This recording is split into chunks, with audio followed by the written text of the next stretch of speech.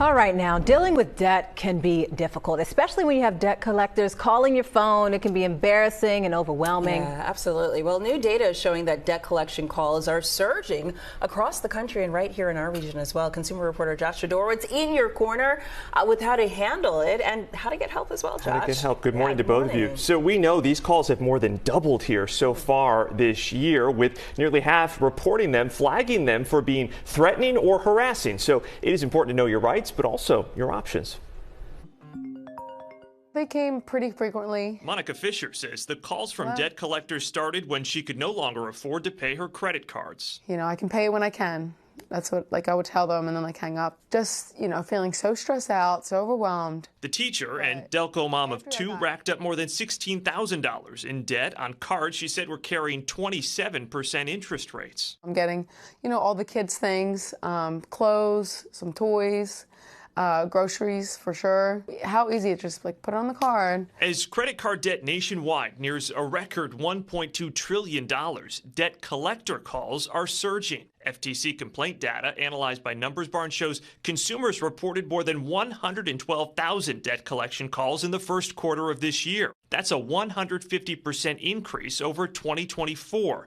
Nearly half said the calls were harassing or threatening. You do have rights as a consumer. Thomas Nitschke is with the nonprofit credit counseling agency Money Management International. He says you have the right to ask a collector to stop calling you at work or during a time that's inconvenient. Collectors have to operate under the Fair Debt Collection Practices Act, which essentially just means that you can't be called in the middle of the night. They can't just show up at your workplace or on your doorstep.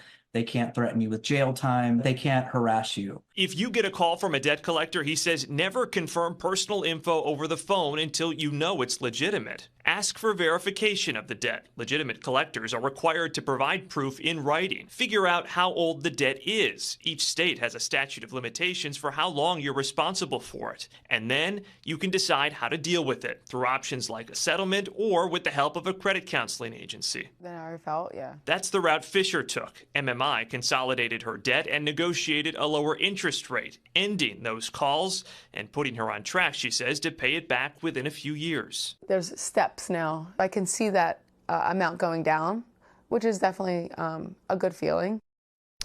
So some important questions to ask if you get those calls, but also important to know, don't ignore them either. That is not a viable option. It doesn't just go away. It will not just go away. No. As they say, the first step is to acknowledge it. Acknowledge it, and then make a plan to deal with it. Pay it off. All right. Thank you, Josh.